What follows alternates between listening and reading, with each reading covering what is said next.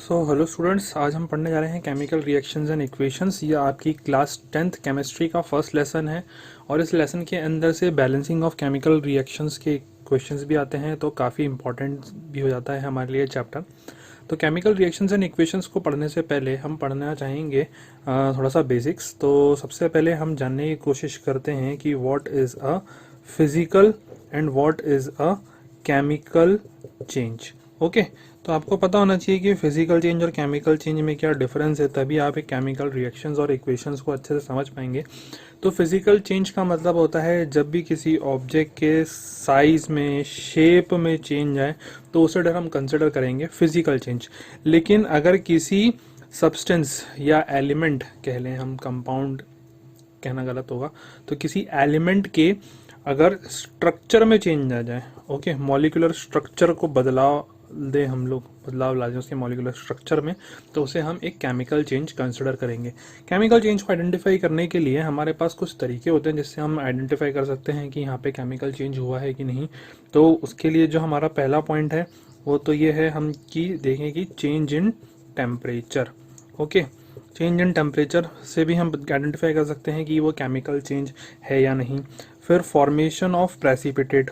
Okay, formation of precipitate का मतलब होता है कि एक सॉलिड सब्सटेंस मिलता है अगर हम दो लिक्विड्स को साथ में कंबाइन करें। ठीक है, देन नेक्स्ट आ जाते हैं हम लोग यहाँ पे चेंज इन कलर, किसी सब्सटेंस का कलर चेंज हो जाना रिएक्शन के दौरान। नेक्स्ट आते हैं हम यहाँ पे चेंज इन स्टेट, मतलब किसी भी ऑब्जेक्ट की स्टेट में चेंज हो जाना, उसे भी हम एक केमिकल चेंज ही मानेंगे। और last but not the least हमारा आता है इवोल्यूशन ऑफ गैस। ठीक है, गैस का निकलना भी एक केमिकल चेंज होता है, गैस का प्रोड्यूस होना एक केमिकल चेंज होता है। तो ये तो हमने पढ़ लिया कि केमिकल चेंज का मतलब क्या होता है और कैसे हम किसी केमिकल चेंज को आइडेंटिफाई कर सकते हैं। ये 5 पॉइंट हमारे लिए बहुत इंपॉर्टेंट हो जाते हैं। इन 5 पॉइंट की मदद से हम केमिकल चेंज को आइडेंटिफाई कर सकते हैं। अब मैं आपको बताऊंगा कि what is a chemical reaction, main जो हमारा चैप्टर है। अब आते हैं हमारे मेन टॉपिक पे कि what is a chemical reaction. सबसे पहले तो हम ये जानें कि केमिकल रिएक्शन क्या होती है। तो हम यहाँ लिखते हैं कि वेन एवर टू और more reactant combine to form a new product, तो उसे हम कंसिडर करेंगे एक केमिकल रिएक्शन। सिंपल सा एग्जांपल लेते हैं पहले हम अल्फ़ाबेट्स के तौर पे। तो अगर एक रिएक्टेंट था ए, दूसरा रिएक्टेंट था बी, दोनों कंबाइन हुए प्रोडक्ट बना सी, तो then we will call it as a chemical reaction. अब इसको थोड़ा सिंप्लीफाइड एग्जांपल के तौर पे समझते हैं। तो यहाँ पे मैंने ले लिया हाइड्रोजन, उसमें मैंने मिला दिया ऑक्सीजन। जब दोनों की केमिकल रिएक्शन हुई तो मुझे यहाँ पे मिला वाटर एज अ प्रोडक्ट। अब अगर आप देखोगे गौर से तो हाइड्रोजन और ऑक्सीजन गैसेस होती हैं। ठीक है, हाइड्रोजन और ऑक्सीजन गैसेस थी, लेकिन प्रोडक्ट हमको मिला वाटर। वाटर तीनों स्टेट्स में एग्जिस्ट करता है, लिक्विड, गैस एंड सॉलिड, लेकिन हमको यहाँ पे ये वाटर लिक्विड फॉर्म में मिलेगा। तो ये क्या हो गई, हमारी फर्स्ट एग्जाम्पल हो गया केमिकल रिएक्शंस का। एक और एग्जाम्पल ले लेते हैं हम लोग, zinc plus hydrochloric acid, इससे हमको मिलेगा जिंक, इससे हमको मिलेगा zinc chloride plus hydrogen. Okay, so ये हमारा सेकंड एग्जांपल हो गया। हमारे ये 2 एग्जांपल आप देख के समझ चुके होंगे कि what is a chemical reaction. तो वेन एवर 2 और more reactant combine to form a new product, then it is called as a chemical reaction. तो अब मैं बताता हूँ कि what is a chemical equation. So chemical reaction आप समझ चुके हैं, अब केमिकल इक्वेशन को समझते हैं कि क्या होता है। तो the representation of a chemical reaction with the help of symbols, तो हम उसे बोलेंगे कि वो एक केमिकल इक्वेशन है। तो हमने जैसे लास्ट अभी एग्जांपल लिया था, हाइड्रोजन प्लस ऑक्सीजन, तो हमको मिला था वाटर। तो हाइड्रोजन का सिंबॉलिक रिप्रेजेंटेशन होता है H2, ऑक्सीजन का सिंबॉलिक रिप्रेजेंटेशन होता है O2 और वाटर का सिंबॉलिक रिप्रेजेंटेशन होता है H2O। तो ये हमारी हो गई एक chemical equation. So the representation of a chemical reaction with the help of symbols, then we will call it a chemical equation. लेकिन अगर आप गौर से देखोगे तो अभी ये इक्वेशन जो हमने लिखी है ये बैलेंस्ड नहीं है। तो अब मैं आपको बताता हूँ कि how to balance a chemical equation. तो मैं आपको बताता हूँ how to balance a chemical equation. तो अभी जो हमने जस्ट रिएक्शन पढ़ी हम उसे ही लिख लेते हैं। H2 plus O2 gives H2O। ठीक है, अब आप क्या करिए, ये वाला हिस्सा हमारा होता है रिएक्टेंट साइड और राइट वाला हिस्सा होता है प्रोडक्ट साइड। तो रिएक्टेंट साइड पे आप हाइड्रोजन और ऑक्सीजन को मेंशन कर लें और प्रोडक्ट साइड पे भी हाइड्रोजन और ऑक्सीजन को मेंशन कर लें। यहाँ पे आप हाइड्रोजन देखेंगे 2 है, ऑक्सीजन 2 है, यहाँ पे हाइड्रोजन 2 है लेकिन ऑक्सीजन 1 है। ठीक है, अब हमको करना क्या है, आप इस जगह पे पेंसिल का इस्तेमाल करिएगा क्योंकि आप कॉपी में करेंगे, मैं तो व्हाइट बोर्ड पे कर रहा हूँ। ये जो सामने की जगह देख रहे हो ना, हमको यहाँ पे नंबर्स का इस्तेमाल करना है और उन नंबर की मदद से मल्टीप्लाई करके हमें इसको बैलेंस करना है। तो इसके लिए हम सबसे छोटे नंबर से शुरुआत करेंगे। तो 1 तो किसी काम का नहीं होता, हम 2 से शुरुआत करते हैं। तो अगर मैं यहाँ पे 2 डाल दूँ और यहाँ पे भी एक 2 डाल दूँ, ठीक है, हम दोनों साइड से करते चलेंगे तो हमको देखना है क्या रिजल्ट आता है। तो अब मेरा जो ये आएगा नया, तो यहाँ पे हो जाएगा H4 हो जाएंगे, O2 हो जाएंगे, यहाँ पे H4 हो जाएगा, O2 हो जाएगा। तो आप देखोगे ये बराबर हो गया, मतलब ये वाला हिस्सा, मतलब reactant side is balanced with the product side. So ये मेरी केमिकल इक्वेशन बैलेंस्ड हो गई। ठीक है, एक और एग्जांपल लेते हैं हम यहाँ पे और उसकी मदद से आपको समझाता हूँ एक बार और, तो आपको काफ़ी क्लियर हो जाएगा कि कैसे बैलेंस करना है रिएक्शन को। यहाँ पे नेक्स्ट एग्जांपल लेते हैं। मैं यहाँ पे ले रहा हूँ nitrogen gas plus hydrogen gas, जिससे मुझे एज अ प्रोडक्ट मिला ammonia. Okay, NH3 is for ammonia. So हमको फिर से वही काम करना है, हमको सामने के हिस्से में ही मल्टीप्लाई करना है जो भी करना है। तो रिएक्टेंट साइड पे हम यहाँ पे लिख लेते हैं N, यहाँ पे लिख लेते हैं H, यहाँ पे लिख लेते हैं N, यहाँ पे लिख लेते हैं H, यहाँ पे N था 2, H था 2, यहाँ पे N था 1 और H था 3। अब हमें बैलेंस करना है तो हम सबसे छोटे नंबर से ही शुरुआत करेंगे, हमेशा अब याद रखना, पेंसिल का इस्तेमाल करिए। तो यहाँ पे मैंने लिखा 2, जैसे मैं यहाँ 2 लिखता हूँ तो यहाँ पे मेरा N तो 2 बन जाता है और H 6 हो जाता है। ठीक है, इसलिए आपको पेंसिल बोल रहा था कि आप मिटा के वापस काम कर सको। अब यहाँ पे आप देखोगे, यहाँ पे दिक्कत है, यहाँ N तो 2 है लेकिन H 2 है और यहाँ पे H 6 है। तो इसके लिए हम क्या करेंगे, एक 3 का मल्टीप्लाई यहाँ कर देते हैं। ठीक है, तो ये हो गया 6। तो अब देखोगे अब दोनों N2 दोनों साइड बराबर हो गए, इसी तरीके से H भी बराबर हो गए। Now this is our balance chemical equation. ज़रूरी नहीं है कि हमको हर बार प्रोडक्ट या रिएक्टेंट साइड में दोनों जो हमारे रिएक्टेंट्स हैं उन दोनों में ही किसी नंबर का मल्टीप्लाई करना पड़े। ठीक है, कभी कभी दोनों नंबर्स में मल्टीप्लाई करना पड़ता है, कभी कभी किसी एक रिएक्टेंट में ही मल्टीप्लाई करके हमारा आंसर आ जाता है, मतलब केमिकल रिएक्शन बैलेंस्ड हो जाती है।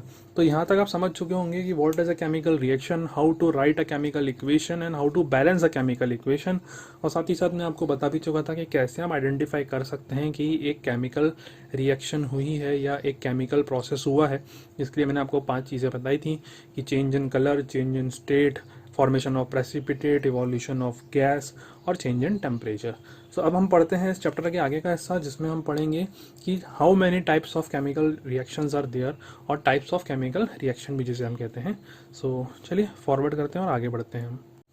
तो आते हैं हम लोग टाइप्स ऑफ केमिकल रिएक्शन पे, जिसमें सबसे पहली रिएक्शन है हमारी कॉम्बिनेशन रिएक्शन। कॉम्बिनेशन रिएक्शन का मतलब होता है कि जब 2 रिएक्टेंट कंबाइंड हो और एक सिंगल प्रोडक्ट फॉर्म करें। ठीक है, जैसे अभी एग्जांपल के लिए हमने लिया था कि H2 plus O2 gives H2O।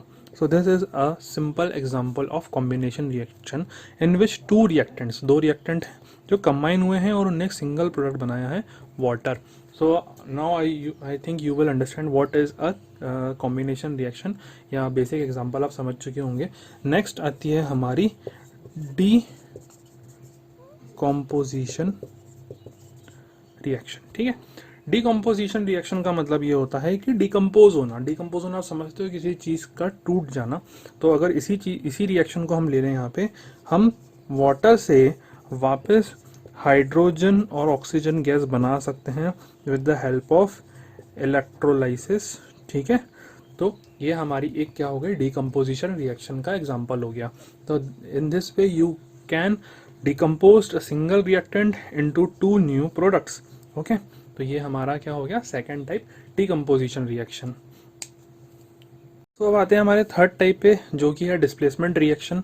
तो डिस्प्लेसमेंट रिएक्शन के अंदर सबसे पहले हम पढ़ेंगे Zn plus twice of HCl, it gives ZnCl2 plus H2। Okay, तो यहाँ पे अगर आप देखोगे तो Zn जो था उसने अपनी पोजीशन Cl के साथ जोड़ ली और H जो था वो अकेला इंडिपेंडेंट बाहर निकल गया। ऐसा क्यों हुआ?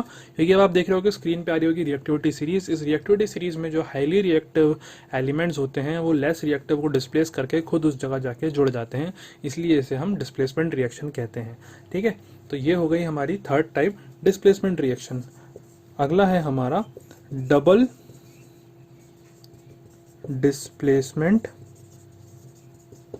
Reaction. Okay, double displacement reaction क्या होता है? सो डबल डिस्प्लेसमेंट रिएक्शन में मैं एग्जांपल ले रहा हूँ AgNO3 प्लस NaCl। तो यहाँ से मेरे को मिला AgCl प्लस NaNO3। ठीक है, तो इसमें क्या करा, अगर आप देखोगे गौर से तो Ag ने अपनी पोजीशन Cl के साथ बना ली और Na ने अपनी पोजीशन NO3 के साथ बना ली। तो यहाँ पे क्या हुआ, हमारा जो AgNO3 था जिसे हम सिल्वर नाइट्रेट भी बोलते हैं, वो सिल्वर क्लोराइड में चेंज हो गया। ठीक है, और जो सोडियम क्लोराइड था हमारा वो यहाँ NaNO3 में चेंज हो गया। ओके, सो ये डबल डिस्प्लेसमेंट का हमारा एग्जांपल है। Single displacement, double displacement. Single displacement में हाईली रिएक्टिव एलिमेंट जो होता है वो लेस रिएक्टिव एलिमेंट को डिस्प्लेस करके खुद उस जगह जाके जुड़ जाता है। और डबल डिस्प्लेसमेंट में दो कंपाउंड्स होते हैं, उन कंपाउंड्स में मौजूद जो हाईली रिएक्टिव होगा वो लेस रिएक्टिव के साथ जाके अपनी पोजीशन इंटरचेंज कर लेंगे। ठीक है, तो ये हो गई हमारे displacement reaction and double displacement reaction. और पढ़ते हैं हमारे फिफ्थ टाइप पे।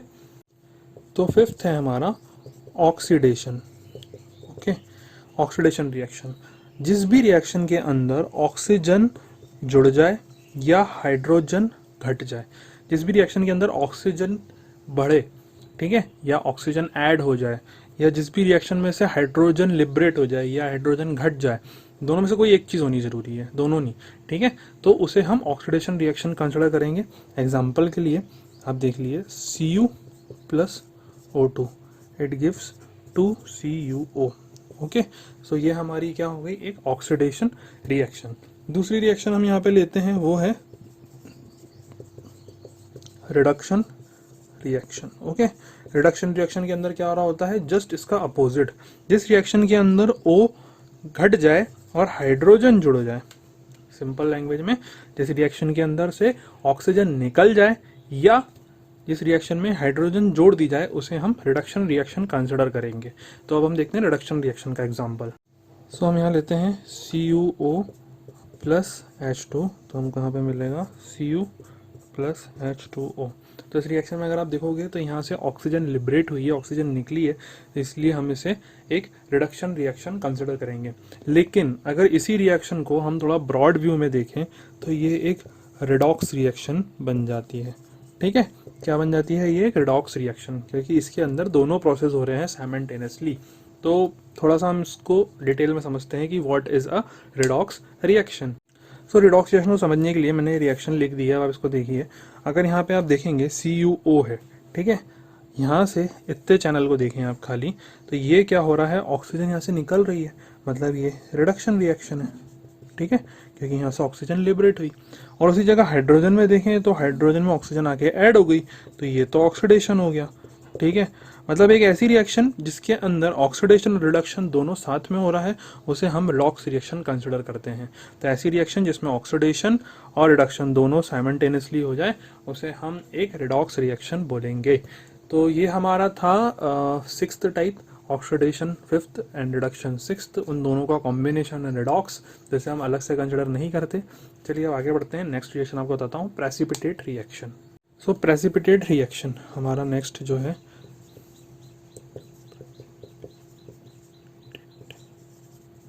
रिएक्शन। ओके, सो प्रेसिपिटेट रिएक्शन का एग्जांपल लेते हैं हम लोग। Na2CO3 plus twice of HCl, it gives twice of NaCl plus H2O plus CO2। Okay, अब यहाँ पे अगर आप देखोगे तो Na2CO3, जब मैंने सोडियम कार्बोनेट को रिएक्ट करवाया हाइड्रोक्लोरिक एसिड के साथ तो सोडियम क्लोराइड मिला।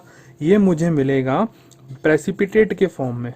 प्रेसिपिटेट को अगर मैं साधारण भाषा में समझाऊं तो जब हम दो लिक्विड्स को मिलाते हैं, ये दोनों लिक्विड फॉर्म में थे हमारे, हाइड्रोक्लोरिक एसिड और Na2CO3, जब दोनों को हमने कंबाइन करा, यानी ये सॉलिड था और ये लिक्विड था, तो जब हमने दोनों को कंबाइन करा तो हमें एक तीसरा नया लिक्विड मिलेगा। लेकिन ये लिक्विड जो है प्योर आपको बिल्कुल एकदम वैसा तरल नहीं दिखेगा जैसे नॉर्मल लिक्विड होते हैं, थोड़ी सी हार्डनेस होगी इसके अंदर, ठीक है। तो ये झाग जैसे मैं बोलूँ या थोड़ा उस टाइप से, तो वैसा देखने को मिलेगा NaCl, मिल्की सब्सटेंस टाइप का देखने को मिलेगा। तो ये क्या है, हमारा प्रेसिपिटेट है। बाकी ये नॉर्मल H2O तो पानी है और CO2 गैस के रूप में लिबरेट हो जाएगा इस रिएक्शन में। तो ऐसी रिएक्शन को प्रेसिपिटेट रिएक्शन बोला जाता है। तो अब जब कभी भी आपके दिमाग में प्रेसिपिटेट रिएक्शन आए तो आप इस चीज़ को ध्यान में रख सकते हो कि जब दो हम लिक्विड्स या एक सॉलिड एक लिक्विड को कंबाइन करें रिएक्टेंट के तौर पर, और प्रोडक्ट में हमें जो प्रोडक्ट फॉर्म हो रहे हैं उसमें लिक्विड मिले, लेकिन वो लिक्विड पार्शली सॉलिड टाइप का भी दिखे हमको, तो उसे हम एक प्रेसिपिटेट रिएक्शन बोलेंगे। इसके बाद आते हैं हम लोग इसमें नेक्स्ट हमारी रिएक्शन पे 7th, जो कि है एंडोथर्मिक, ठीक है, और 8th है हमारी एक्सोथर्मिक। ये दोनों रिएक्शंस आप पहले छोटी क्लासेस में भी पढ़ चुके हो। एंडोथर्मिक वो रिएक्शन होती है जिस रिएक्शन में हमें हीट देनी पड़ती है उस रिएक्शन को प्रोसीड करवाने के लिए, और एक्सोथर्मिक वो रिएक्शन होती है जिसके अंदर हमें हीट मिलती है या एनर्जी लिबरेट होती है। तो इन दोनों रिएक्शंस के अंदर आप गौर से देखो तो चेंज इन टेम्परेचर हो रहा है। इस रिएक्शन में हमको टेम्परेचर बढ़ाना पड़ता है तब रिएक्शन प्रोसीड होती है, और इस रिएक्शन के अंदर टेम्परेचर अपने आप लो होता है क्योंकि खुद हीट लिबरेट होती है ना। तो कोई चीज़ में से हीट लिबरेट हो रही है तो मतलब धीमे धीमे क्या हो रही है, वो ठंडी होती चली जा रही है, तो वो एक एक्सोथर्मिक रिएक्शन है। तो ये दो हमारी लास्ट रिएक्शन थी, एंडोथर्मिक एंड एक्सोथर्मिक। अब हम पढ़ते हैं 2 cases of oxidation. So next आते हैं हम लोग, वो है कोरोजन, ठीक है। कोरोजन का मतलब होता है कि जो मेटल होता है जैसे कि आयरन, उसकी जो अपर मोस्ट लेयर होती है, ठीक है, वो ऑक्सीडाइज्ड हो जाती है एटमॉस्फेरिक ऑक्सीजन और मॉइस्चर की वजह से। समझ लीजिए जैसे एक ये आयरन का पीस है हमारा, ठीक है, तो इस आयरन के पीस की जो अपर लेयर है, ठीक है, ये पूरा अपर हिस्सा, ठीक है, अगर ये हमारे इन्वायरमेंटल एयर और मॉइस्चर के प्रेजेंस में है तो ये ऑक्सीडाइज हो जाएगा और लोहा सड़ना शुरू हो जाएगा। इसे हम कोरोजन कंसिडर करते हैं, और इस पूरे प्रोसेस मतलब इस सरफेस को हम कोरोड बोलेंगे और इस पूरे प्रोसेस को कोरोजन कंसिडर करेंगे। इससे कोरोजन से बचाने के लिए हमारे पास कुछ तरीके होते हैं। पहला तरीका तो ये होता है कि हम उस पर ऑयल अप्लाई कर दें, ठीक है, उस सरफेस पे, तो वो सरफेस कोरोड नहीं होगी। दूसरा तरीका होता है कि हम उसे पेंट कर दें, या तीसरा तरीका होता है कि हम उसके ऊपर कोई एक नॉन रिएक्टिव मेटल की कोटिंग कर दें जैसे निकल या क्रोमियम, ठीक है। आप इनमें से किसी भी चीज़ की कोटिंग करके उसको प्रोटेक्ट कर सकते हो और वो सरफेस कोरोड नहीं होगी। आप लोगों ने नल देखे होंगे, बाइक्स के हैंडल या रिम्स देखे होंगे, ठीक है, ये सारे जो लॉक्स होते हैं हमारे, ये सारे दूसरे कोटिंग के करे हुए होते हैं निकल या क्रोमियम की, ताकि उन पे रस्टिंग ना हो। इसी तरीके से पेंट देखा होगा हमारे घर में, जो दरवाजे होते हैं उनकी जो चौखटें होती हैं, ठीक है, वो सारे जो होते हैं लोहे के बने हुए होते हैं और उस पर हम पेंट अप्लाई कर देते हैं। या गाड़ियों की जो सरफेसेस होती है ऑटोमोबाइल्स की या किसी भी चीज़ की, मेटल जहाँ पे यूज़ करा गया है उसे हम रस्टिंग से बचाने के लिए पेंट अप्लाई कर देते हैं। तो इस तरीके से हम प्रोटेक्ट कर सकते हैं आयरन को रस्टिंग होने से। सो नेक्स्ट हम पढ़ते हैं इसके अंदर, वो है रैंसिडिटी। सो नेक्स्ट आते हैं हम लोग रैंसिडिटी।